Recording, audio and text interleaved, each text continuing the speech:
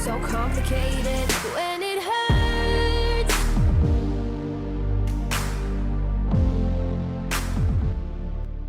Oke, halo semua dan bertemu lagi bersama gue Rioris di MotoGP 24 Karir untuk episode ke-55. Oke, di video kali ini kita nggak akan balapan dulu, melainkan kita bakal mencoba mengembangkan motor Honda dulu dan kira-kira bakal ada update part baru apa aja nih. Nah, kali ini kita bakal ngebawa dua motor sekaligus. Yang pertama spek A dan juga spek B. Nah, spek A ini kita bakal coba kembangin di bagian ECU, dan spek kedua atau spek B itu bakal kita kembangin atau tingkatin performanya di bagian sasis alias kerangka. Nanti di antara dua motor dengan spek tersebut yang bisa memiliki lap time paling kencang itu yang bakal kita pakai nanti di GP Sokol hingga seri terakhir.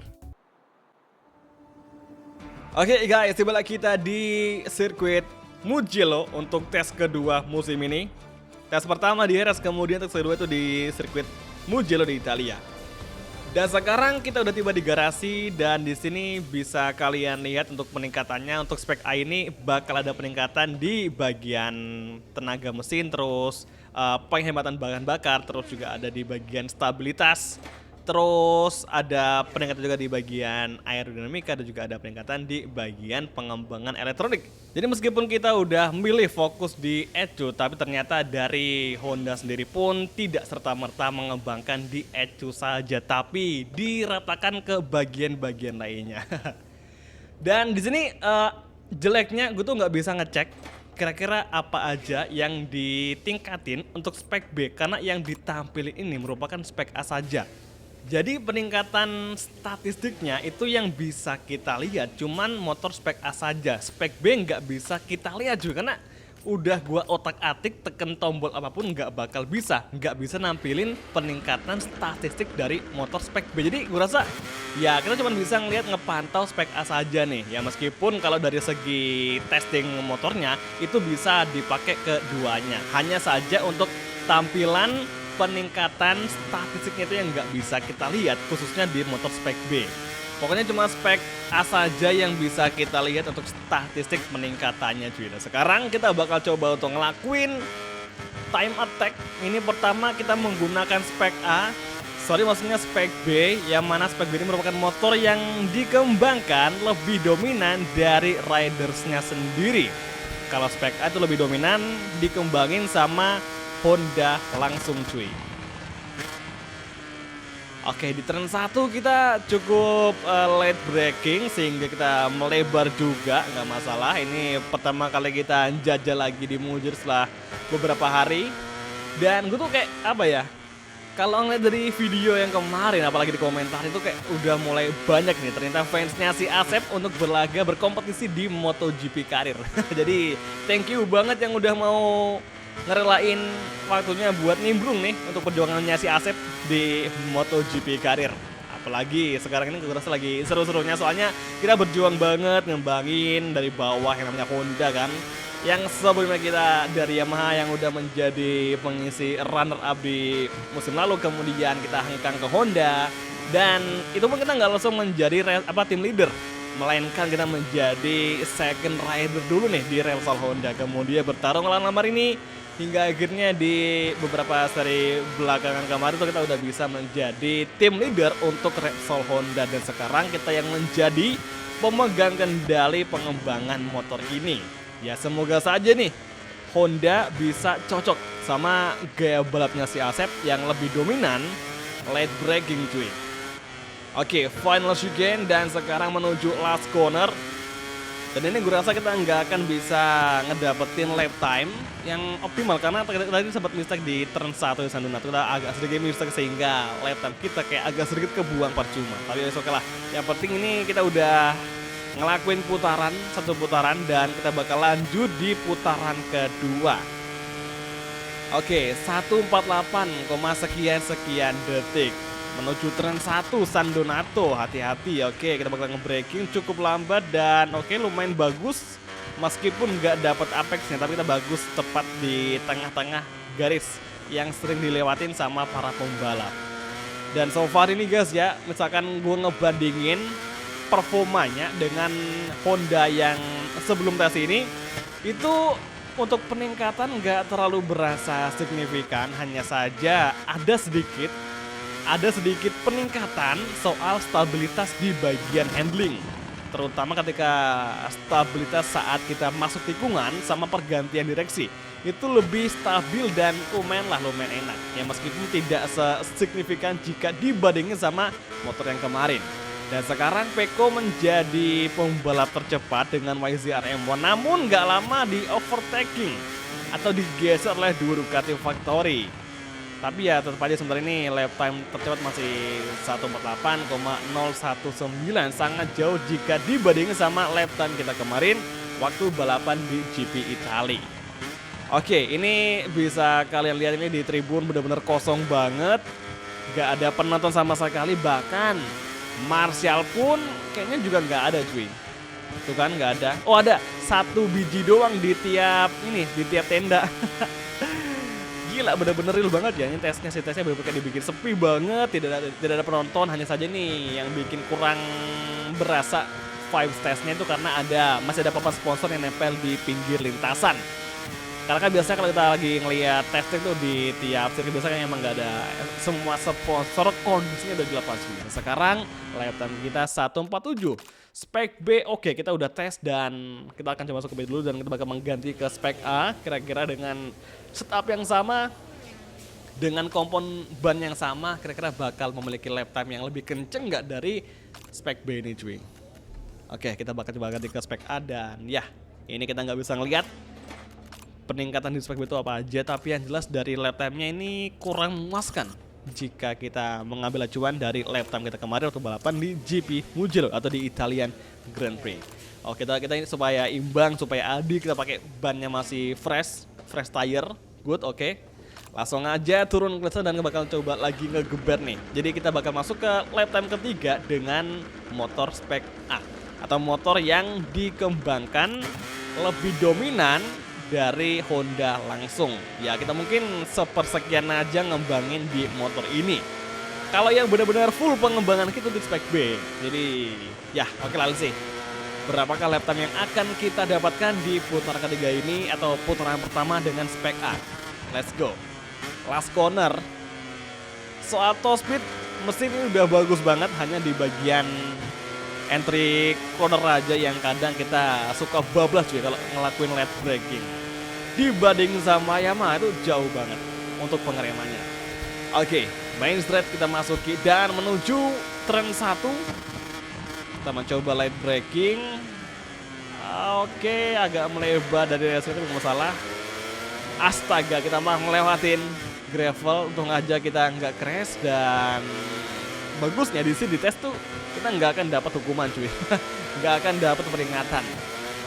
Oke, kemudian menuju tikungan keempat dan kita lebih cepat dengan spek A ini di sektor 1.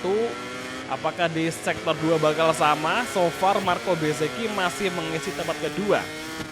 Dan sekarang yang ada di bagian ada Marquez dengan integrasi ini. Oke, tikungan ke-7. Menuju tikungan ke-8. Dan buat info aja lap time kita. Oke, nice. Sektor 2 kita lebih kencang daripada spek A tadi. Spek B tadi ya, dan sekarang ini misal kita ngambil acuan lap time terkencang kita waktu di GP Italia kemarin, itu lap time kita dapat di angka 1 menit 46, sekian detik. Itu lap time terkencang kita di Mugello waktu balapan kemarin. Tapi itu dalam kondisi kita di belakangnya Enea Bastianini ini benar-benar towing banget dan ternyata emang ya berpengaruh itu efek towing bagi para pembalap MotoGP, bahkan sampai serealistis ini di game MotoGP 24 juga. Sekarang kemudian last sektor, oke, astaga kita agak nginjak krep.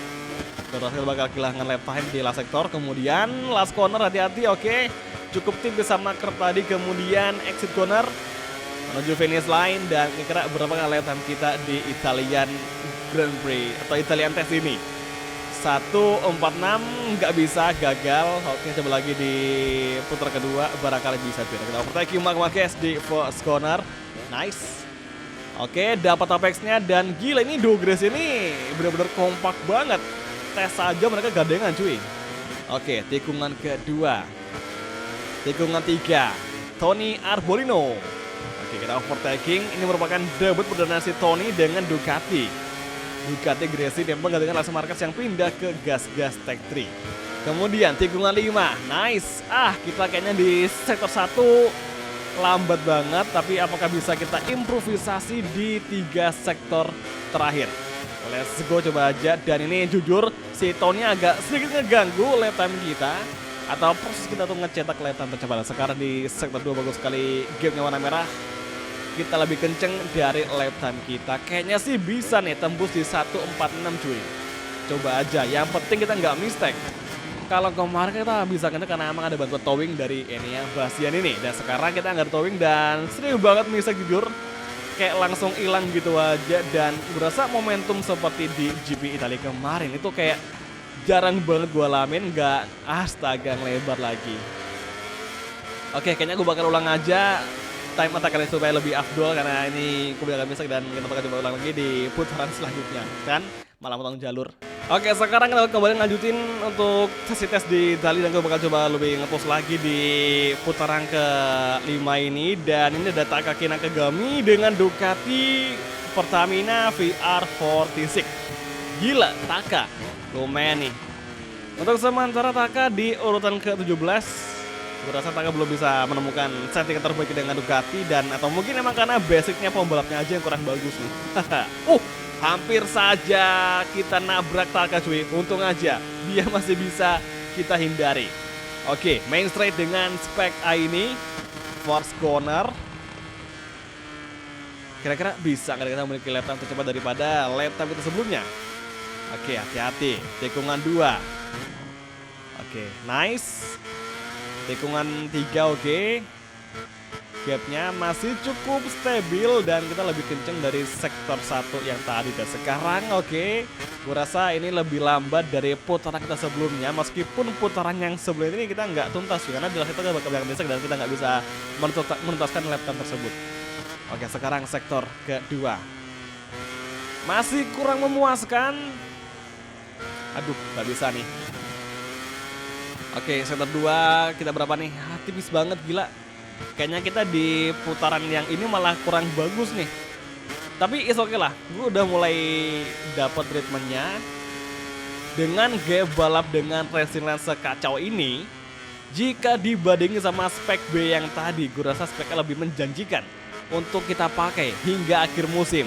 Oke, sekarang kita akan coba lagi di sektor 3. Apakah bisa memiliki gap baru warna merah? Nice, bagus sebenarnya, cuman dapat gak nih? Dan sekarang kita malah lebih lama daripada yang lap time sebelumnya. Ya ampun, lebih lambat 0,2. Oke, last sektor nih, penutupan. Oke, last corner kita agak melebar dan gila ini kok kacau banget sih. Aduh, oke lah. Gue rasa tes kali ini kita nggak bisa improvisasi. Maksudnya untuk lap time yang ke-5 ini kurang memuaskan cuy. Dan ya kita nggak nembus 1.46. Ini kalau kita nggak kebanyakan mistake, gue rasa kita bisa tembus di 1.46 lagi. Dan itu menyamakan lap time kencang kita waktu di balapan GP Italia kemarin. Jadi oke lah, tapi ini udah bagus jika dibandingin sama spek B yang sebelumnya dari tes. Dan ini gapnya jauh sekali. Lap time terkencang di spek A ini 47186, sedangkan spek B paling kenceng itu 148,486. Jadi bisa dibilang jauh banget perbedaannya dengan lap time kita yang di antara spek A sama spek B. Jadi spek A menantlak dari spek B yang kita kembangin sendiri. Lagi-lagi peran Honda juga berperan penting nih sama pengembangan dari motornya Asep atau Honda RC213V. Namun hanya kita saja yang bisa fight battle di top 10. Tidak dengan Marini, Augusto dan juga Johan Zarco. Oke, sementara di leaderboardnya ini untuk lap time tercepat sementara ada Asep, Enea, Martin, kemudian dua Factory Ducati, terus Acosta, Marquez, Peko ke-8 luar biasa, improve banget dia pakai Yamaha cuy. Apakah di next race di Sokol, Peko bakal comeback battle di barisan depan? Ya mungkin aja. Seperti biasa, Marini, Zarco di urutan paling bawah.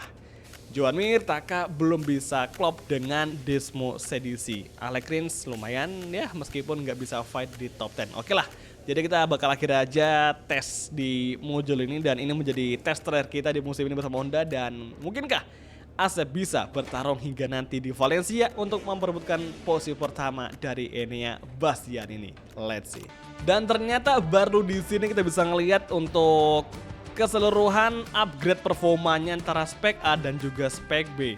Spek B ya, memang ini spek B di upgrade mentok untuk soal tenaga mesin, tapi di lain sisi kita juga butuh yang namanya stabilitas supaya motor enak dikendaliin dan enggak cuman kenceng doang, tapi percuma dong kalau kenceng tapi nggak enak buat di tikungan.